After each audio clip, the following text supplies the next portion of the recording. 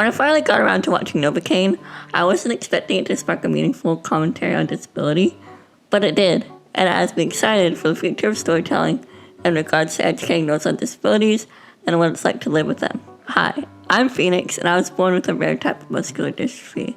Now, this video isn't going to be about Novocaine as a whole, so I'll give a quick rundown of my thoughts on the movie overall. I personally am a fan of an action comedy. An action movie that takes itself seriously, is all dark and broody, is likely to bore me. This movie knows it's a movie. Sometimes a little too much, causing me to cringe and roll my eyes at some cheesy one-liners, but I had a really fun time watching this movie.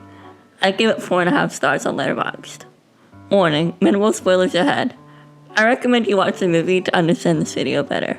I was delightfully surprised that the whole stick of this movie wasn't just, oh, he fell into a pit of acid, now he can't feel any pain. Now it's his biggest secret. You're a superhero. No, yeah. No, instead it's A genetic disorder. this explanation scene early on in the movie really grabbed my attention. It sets the stage for how Nate views this disorder. He is clearly nervous about coming out with this information to Sherry, his love interest.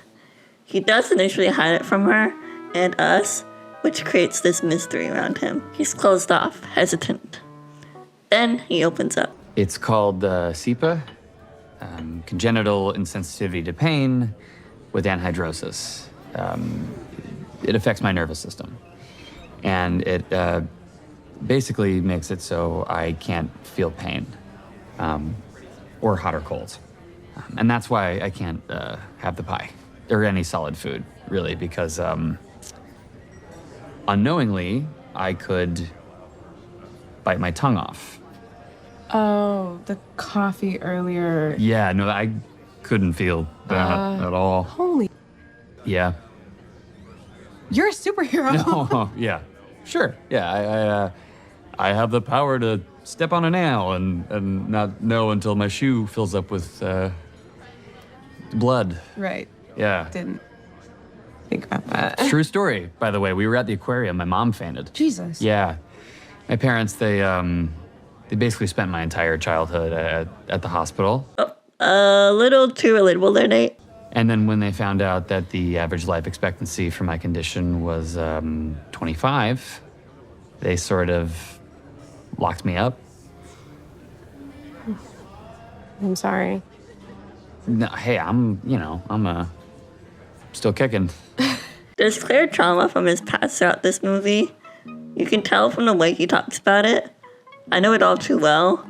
Saying the most horrifying things that no one should ever have to go through with this air of casualness because it's all you've ever known and you just gotta make do. This movie actually starts out with Nate in his car, listening to the radio, and a man is heard talking about disability. If I've learned one thing, it's this. You can't let your disability hold you back. You gotta wear it like a badge of honor.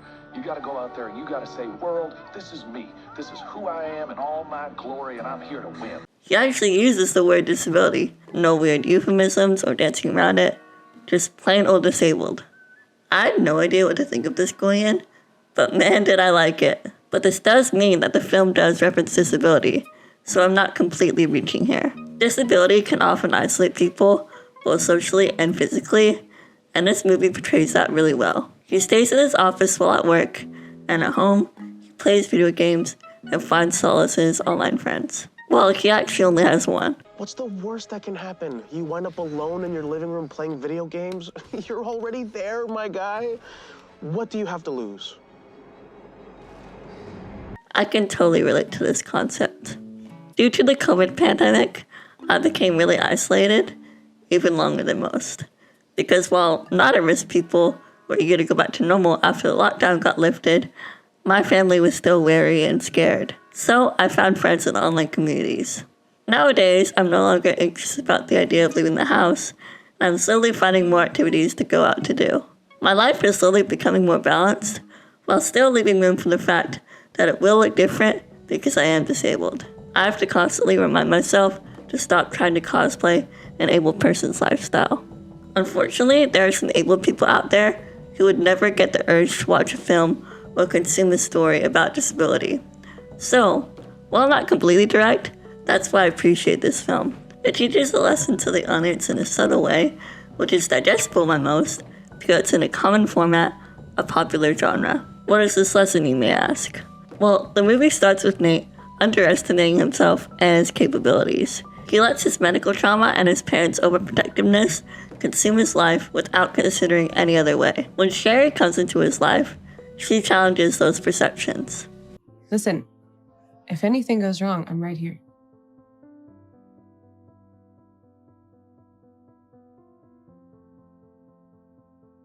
Okay.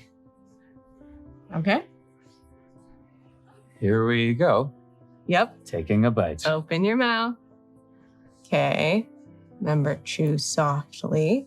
Yep. Uh-huh. Let the magic happen.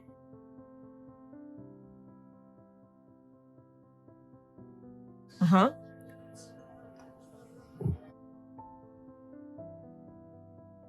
God, that is so good. That is so good. A little more into the movie, we learn that Nate got bullied in his childhood for his disability. That was some asshole that I went to middle school with. You know, once the other kids found out about my condition, they basically started kicking my ass pretty much daily, figuring it didn't matter, you know, because I couldn't feel any of it. So This is where his nickname, the title, was born. I gotta say, as far as nicknames go, Novocaine, kind of badass. no. Really? Yeah. Okay, well, thank you, but they didn't think so. It was fine. This is even more trauma that contributes to his cautious approach to life and why he has strict rules for himself. Speaking for myself, when your body feels out of control, it helps to control other things in your life as much as possible. I gotta set one of these every 3 hours or else my bladder might explode. His bullying also adds even more validity to why he seems nervous to tell Sherry about his condition in the beginning. He was afraid of that judgment of history repeating itself.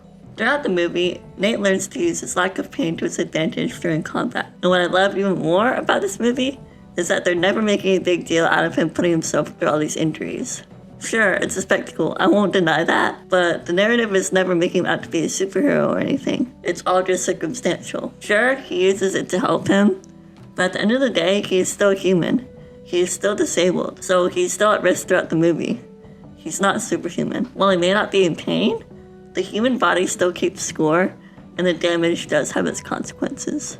While some may think his disability is an advantage, he's still missing out on this whole aspect of life that most people experience. This is shown clearly in a bit where he has to fake pain. It's for laughs, and it is funny, but it is a serious thing to think about. It's hard for Nate to relate to people in that way. All he has to go on in regards to pain is what he's observed in his life. But all that matters now is the pain. Think about that. You understand pain? Yeah, I hate it so much. When it comes to movies directly about disability, I honestly haven't seen that many, and hardly any of them are really authentic and coming from our perspective. A movie that does this great is Out of My Mind. I was absolutely moved during my viewing experience, feeling seen in a way I've never felt before when it came to watching a fictional story. Out of My Mind is a movie adaptation of a children's book about a middle school girl, Melody, with nonverbal cerebral palsy. While I don't have cerebral palsy, so I don't relate to every single one of Melody's struggles, I still found myself relating to almost everything in this film, to an aching degree. It perfectly depicted the growing pains of growing up as a tween girl in a wheelchair, feeling like a fish out of water, and only just starting to realize how truly different you are from everyone else. This was a formative time for me, so this movie hit a lot of my vulnerable spots and unearthed a lot of buried anger. Not only does this film portray the internal feelings and struggles with disability well, it also shows the stupid ignorance of those around her. From mean classmates, pitting friends, to downing teachers, it wasn't afraid to show the ugly truth of how disabled people are judged and diminished. While depressing, I really admire the choice not to make all the ableist characters magically change their minds at the end of the story, because that's not how real life works. There are a few heavy reality checks in this film, and I find that's what living with disability is like as well. You have to constantly be reminded that the world is not made for you, and not everything is accommodated to your needs to make your life easier. People are stuck in their ways, and you're going to have to constantly push through hurdles other people throw at you in your life, just because they think you're incapable and weak. The family connections were also depicted beautifully. When you're disabled, I feel that family units become even more enmeshed and intimate the most. It actually depicts how you have a supportive bubble of community and how leaving that safety net is scary but often necessary to experience new things. This movie was neither overly tragic or overly inspirational, just the perfect balance that felt like real life. So here we have one movie that subtly uses disability as a device, and another that literally depicts it. Well, when out of my mind, the literal depiction struck me hardest and left me feeling exposed. I also think more hidden portrayals, like in Novocaine, have their place as well. Like I said, I think those type of stories help slowly open people up, and even if they aren't aware of it, plant little seeds in their head. I think both of these films teach people with disabilities not to underestimate themselves just because those around them do. Obviously, we disabled people know our limits because we understand our bodies better than anyone, but it's important to sometimes analyze why we think we can't do a certain thing. Is it really true, or is it just harder because the world isn't accessible? Are your abilities the problem, or do you just need a certain thing to be made more accessible? For example, I used to think I couldn't go to concerts. The thought was too scary, so I just wrote it off, assuming I couldn't do it. I've been to 2 concerts now, and I'm going to even more in the future. While I can't exactly rock out and mosh like everyone else, that's okay, I don't need to. I'm a pretty chill person, so I just find other ways to enjoy it while conserving my energy, one of which has been to focus on photography instead. Like Nate, I'm cautious about a lot of aspects of my life, but I'm getting over one fear at a time, step by step. Since my disability is rare, I don't really expect to ever see it on screen, but I really hope that disabled actors and storytellers continue to break the mold, and eventually, we can get to a point where character is disabled, and that's the least interesting thing about them.